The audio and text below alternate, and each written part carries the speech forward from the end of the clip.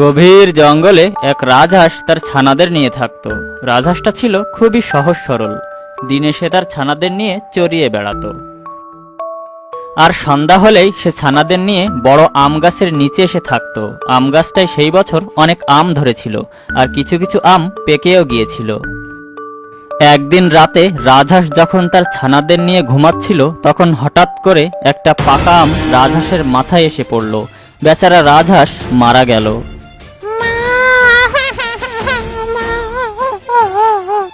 ভাই, মা উঠছে না কেন? তার কি হয়েছে? ভাই, ওই আমটা মায়ের মাথায় পড়ার কারণে মা আর দুনিয়াতে নেই। মা আমাদের ছেড়ে অনেক দূরে চলে গেছে। এটা তুমি কি বলছো ভাই? রাজহাঁস মরে যাওয়ায় তার ছানারা অনেক কান্নাকাটি করলো, আর তাকে কিভাবে দাফন করবে সে বিষয়ে বনের অন্য পশু পাখিদের সাথে আলাপ করবে বলে ভাবলো। ভাই, মাকে দাফন করার জন্য আমাদের অন্য পশু পাখিদের সাহায্যের প্রয়োজন। তুমি ঠিক বলেছ। আমি যাই খরগোশের কাছে, আর এ বিষয়ে কি করা যায় তার পরামর্শ নিয়ে আসি। তাই রাজহাঁসের এক ছানা প্রথমে গিয়ে পৌঁছালো এক খরগোশের কাছে। সে গিয়ে খরগোশকে সব কথা জানালো, কিন্তু এ বিষয়ে খরগোশের কিছুই জানা ছিল না। তাই সে কোনো কিছু না বলেই সেখান থেকে চলে গেল। তারপর রাজহাঁসের ছানা গিয়ে পৌঁছালো এক ভাল্লুকের কাছে, কিন্তু ভাল্লুক যে কথা বলল তা ছোট ছানার মনে ধরল না, আর তাই সে সেখান থেকেও ফিরে আসলো। আর শেষে গিয়ে পৌঁছালো এক শিয়ালের কাছে। এটা কোনো কথা হলো? ধ্যাৎ, এটা তো আমার বাম হাতের খেলা। তুই সবকিছু আমার উপর ছেড়ে দে, আমি সব করে দেব। তোদের এ বিষয়ে কোনো চিন্তা করার প্রয়োজন নেই। তুমি সত্যি বলছো মামা? তুমি সবকিছু করে দেবে তো? আমরা তো এখন অনেক ছোট, এ বিষয়ে আমরা কিছুই জানি না। তুমি এত ব্যস্ত হয়েও না, সব কাজ আমিই করে দেব। ও বাবা, আমরা তাহলে তোমার ভরসায় থাকলাম। আর তখন শিয়াল রাজহাঁসকে মুখে নিয়ে সেখান থেকে চলে গেল। সে একটা নির্জন জায়গায় গিয়ে হাঁসকে কবর দেয়া তো কোথায়, সে রাজহাঁসকে চুপচাপ খেয়ে নিল। আর রাজহাঁসের ছানাদের এসে বলল যে সে তাদের মাকে কবর দিয়ে দিয়েছে। বাচ্চারা, তোমাদের মাকে এইমাত্র কবর দিয়ে আসলাম। আজ থেকে তোমরা আমার ছানা।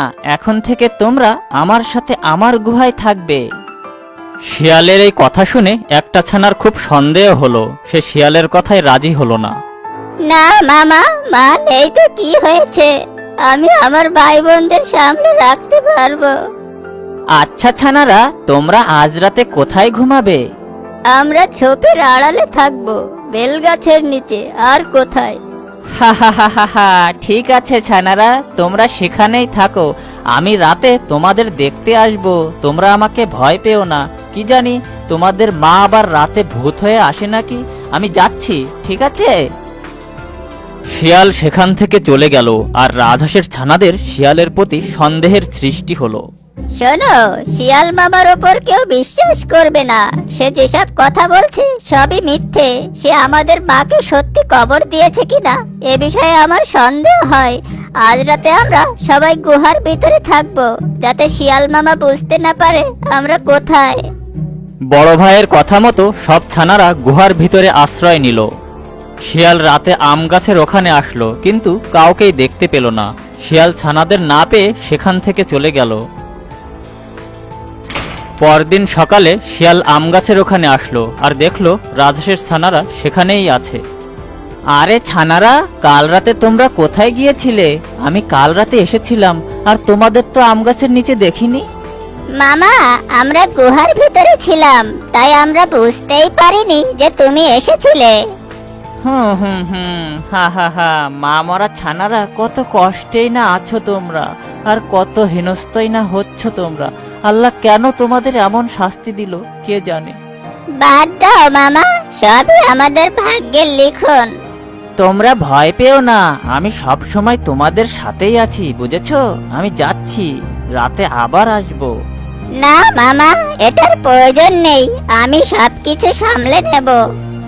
এই কথা বললে কি হয় যে আমি তোমাদের দেখতে আসবো না?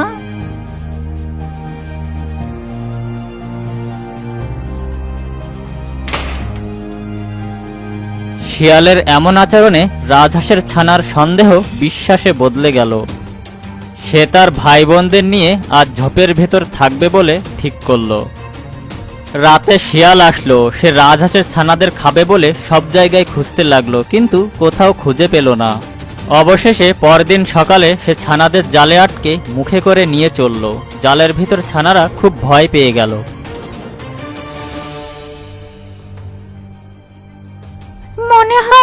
মনে হয় আজ আমাদের শেষ সময়, আজই আমাদের খেয়ে নেবে। ভয় পেও না, কিছুই হবে না আমাদের। শিয়াল ছানাদের নিয়ে বনের বাইরে চলে গেল, আর সে একটা বিলে পৌঁছে গেল। বিলের মধ্যে ছোট্ট একটা খাল ছিল, সেখানে ছিল চোরাবালি। আস্তে আস্তে যাও মামা, আস্তে আস্তে যাও, আর তা না হলে পা পিছলে পড়ে যাবে, আর কাদায় পা একবার আটকে গেলে আর উঠতে পারবে না, তলিয়ে যাবে। সত্যি সত্যি তাই হলো। শিয়াল চোরাবালিতে আটকে গেল আর উঠতে পারল না। আর তখন ছানারা সেখান থেকে বের হয়ে চলে গেল। লোভে পড়ে লোভী শিয়ালের প্রাণ নাশ হলো।